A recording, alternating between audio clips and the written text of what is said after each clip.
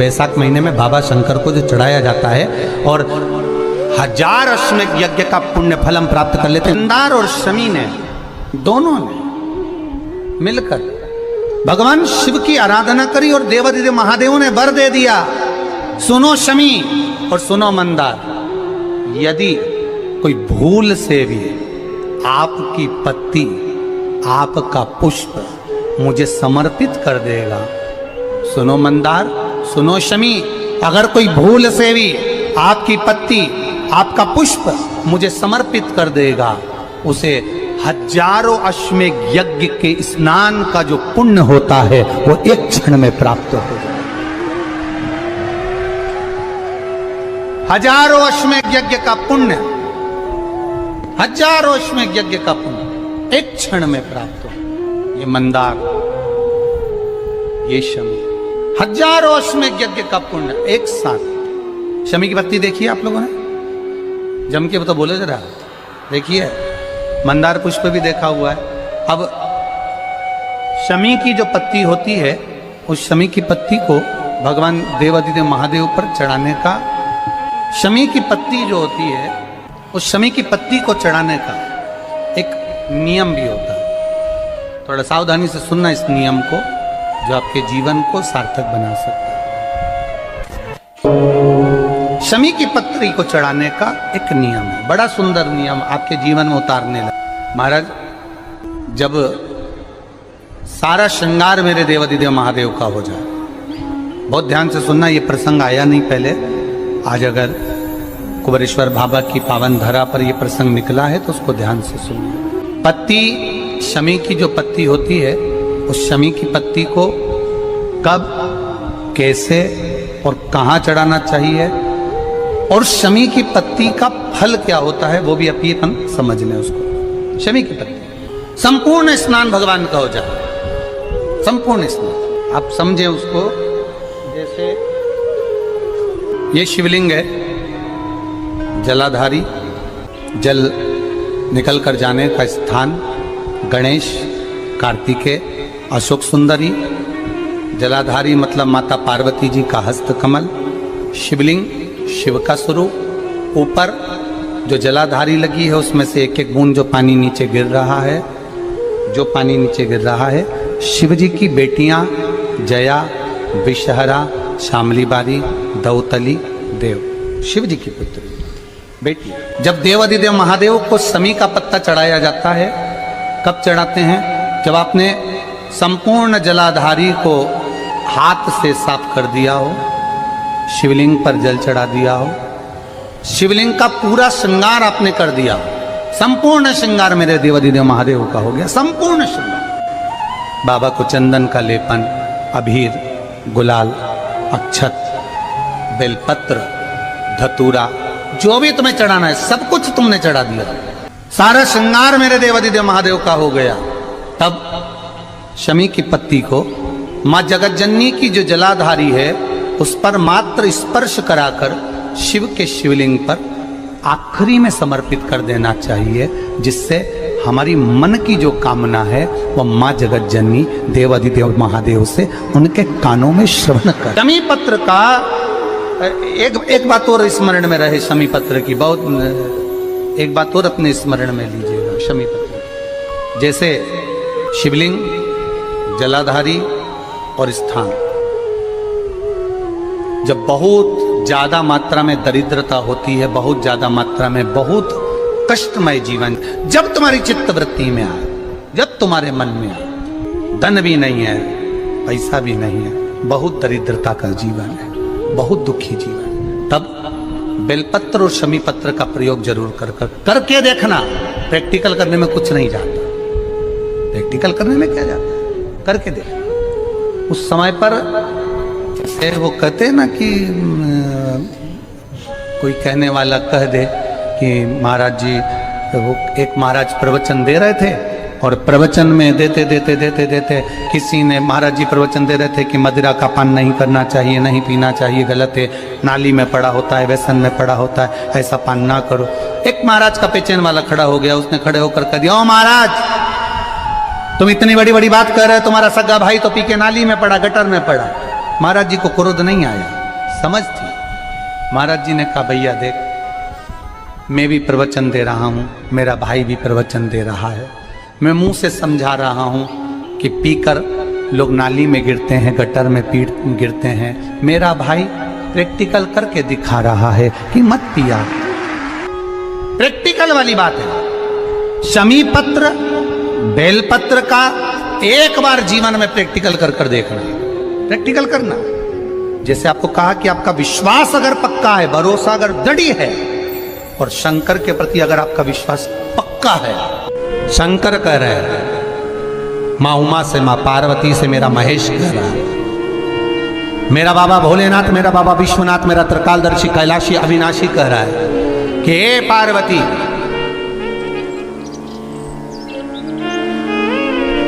एक बीला, एक बेल जो मुझे समर्पित करता है, और समर्पित करने के बाद उस बेल की महत्वता देखिए, जो बैसाख महीने में बाबा शंकर को जो चढ़ाया जाता है, और 1000 अश्वमेध यज्ञ का पुण्य फल हम प्राप्त कर लेते, मात्र एक फल चढ़ाकर, मात्र एक फल चढ़ाकर। हे पार्वती,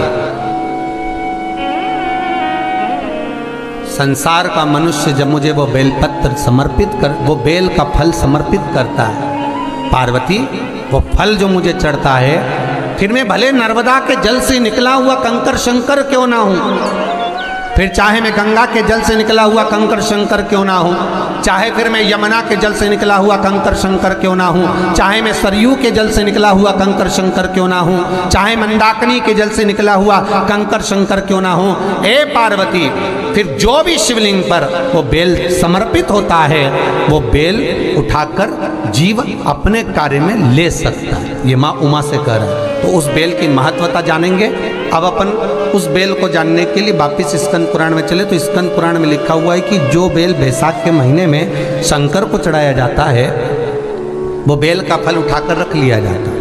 बैसाख के महीने में उस चढ़े हुए, बाकी के आपको बेल का फल खाना हो तो बात दूसरी, पर चढ़ा हुआ जो बेल का फल है वो पूरा बैसाख नहीं खाना। बैसाख के बाद में अगला जो महीना आए, उस महीने के अंदर उस फल के अंदर का गुर्दा निकालकर उसको सुखा लीजिए, और सुखाकर जिस व्यक्ति को पथरी की बीमारी हो, और जिस व्यक्ति को पेट में बहुत भोजन पचता ही नहीं है, पूरा शरीर पाचन क्रिया बेकार हो गई, उस व्यक्ति को केवल 7 दिन तक शंकर पर चढ़ा हुआ वो बेलपत्र प्रदान कर दीजिए, पथरी भी बाहर और पाचन क्रिया भी ठीक, जिंदगी भर तकलीफ नहीं। उस बैसाख में उस फल की इतनी महत्वता बाबा भोलेनाथ स्कंद पुराण, लिंग पुराण, नर्मदा पुराण, पद्म पुराण के अंतर्गत, शिव महापुराण के अंतर्गत वर्णन कर, उसकी महत्वता है। वो बेल का फल साधारण नहीं हो सकता। अब मंदार का जो पुष्प होता है, आंकड़े का जो फूल होता है, एक सफेद कलर का भी होता है और एक गुलाबी कलर का भी होता है। देखा है आप लोगों ने? बोलो जम के बोलो, देखा है ना? गुलाबी कलर का जो पुष्प होता है, वो आप मंदार का, आंकड़े का जो गुलाबी कलर का पुष्प होता है, आप टीवी पे देख रहे होंगे, एक सफेद देख रहे होंगे, एक मंदार का गुलाबी फूल, नीला कलर का फूल देख रहे होंगे। जो नीला कलर का जो पुष्प होता है, गुलाबी कलर का जो आंकड़े का फूल होता है, प्रयास करना, जब किसी विषम परिस्थिति में फंस गए, विषम परिस्थिति, जब आपको लग रहा है कि मुझे बहुत भय लग रहा है, कुछ बुरा होने वाला, आपको लग रहा है आज मेरी उल्टी आंख बहुत फड़क रही है, कुछ गड़बड़ होने वाला, आपको लग रहा है मेरी सीधी आंख फड़क रही, कुछ गड़बड़ होने वाला, तब केवल वो नीला जो गुलाबी पुष्प है मंदार का, उसको कहीं से लाकर शिवालय में अशोक सुंदरी वाली जगह पर स्पर्श कर कर शिवलिंग पर आप चढ़ा दीजिए। आपकी विषम परिस्थिति कैसी भी होगी, वो रास्ता बनाकर बाहर निकल जाएगी। आपको फंसना नहीं, परेशान नहीं। मंदार सफेद आंकड़े का पुष्प भी भगवान शिव को समर्पित होकर, जैसे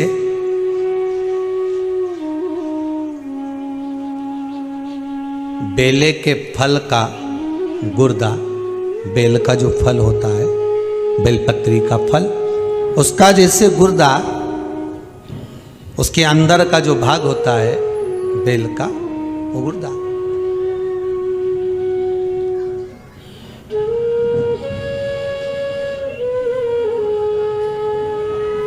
उसको अग्नि में जलाकर उसकी भस्म तैयार कर कर छान कर जब जब आपके यहां विद्वान ब्राह्मण शिव जी का अभिषेक कराते हैं, पूजन कराते हैं, तो उसमें लिखते हैं पूजन के साहित्य में बेलपत्री, धतूरा, दुर्वा, ये उसमें नीचे लिखेंगे भस्म। लिखते कि नहीं लिखते? लिखते हैं ना, भस्म अभिषेक में चाहिए रहती है। तब उस भस्म का थोड़ा सा भी भाग आप अगर शिव को समर्पित कर रहे हो तो ये जान लें कि शंकर मनवांछित फल प्रदान कर रहे हैं। शिव फल प्रदान कर,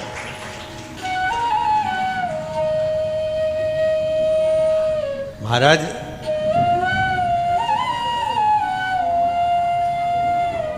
बेलपत्री के वृक्ष के नीचे बैठकर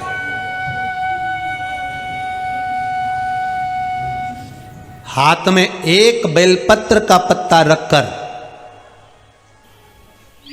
आप पंचाक्षर मंत्र नमः शिवाय, ओम नमः शिवाय या श्री शिवाय नमस्तुभ्यम या महामृत्युंजय मंत्र का स्मरण कर रहे हो, पर डंडी का भाग अपनी ओर, बेलपत्र की बीच वाली पत्ती का भाग बीच वाली उंगली की ओर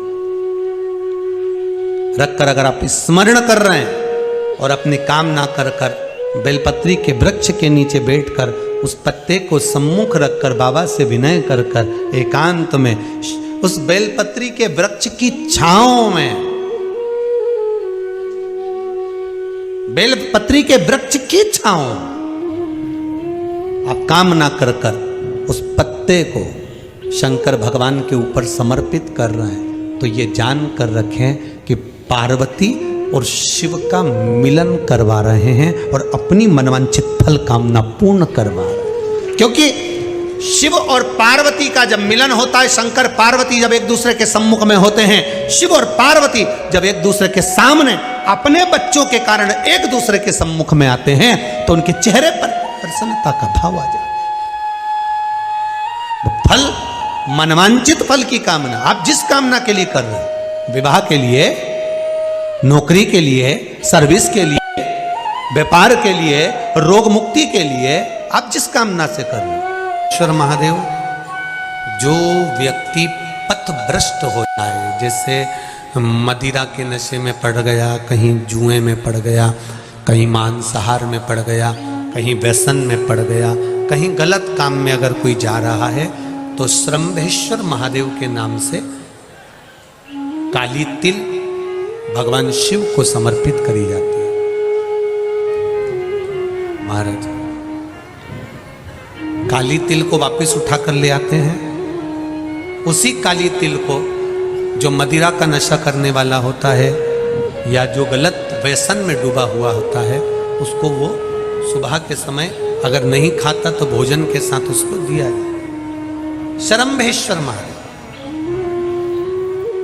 एक बेलपत्री का भी बहुत अच्छा प्रयोग है श्रंभेश्वर महादेव का, मदिरा पीने वालों के लिए, मांसाहार व्यसन में, जुए में, वेश्यावृत्ति में, पर नारी में, गलत जगह पर जो डूबे रहते हैं उनके लिए। पहले की कथा में उसका वर्णन किया है बेलपत्री का। श्रंभेश्वर महादेव, एक बार सब बोलेंगे, कौन से महादेव? श्रंभेश्वर महादेव। फिर जम के बोल लो एक बार, श्रंभेश्वर महादेव। जब हमारे घर में क्रोध बढ़ता है या कोई गलत कार्य में जाने लगता है, तो श्रंभेश्वर महादेव का हमें शरणागति लेना चाहिए, श्रंभेश्वर महादेव का पूजन करना चालू कर देना चाहिए। कई लोग कहते हैं महाराज जी ये श्रंभेश्वर महादेव का मंदिर कहाँ मिलेगा, हम कहाँ पूजन करने जाए? कहीं नहीं जाना, तुम्हारे घर के पास में जो शंकर जी का मंदिर है वहीं जाओ, उसी देवालय में, उसी मंदिर में जाओ, श्रंभेश्वर महादेव के नाम से जल चढ़ाना प्रारंभ करेंगे। वो जल जो गलत संगत में पड़ा हुआ है उसका आचमन कराना प्रारंभ करेंगे, अपने आप उसकी धीरे धीरे बुद्धि सुधरना प्रारंभ हो जाएगी। ऐसा श्रंभेश्वर महादेव का है।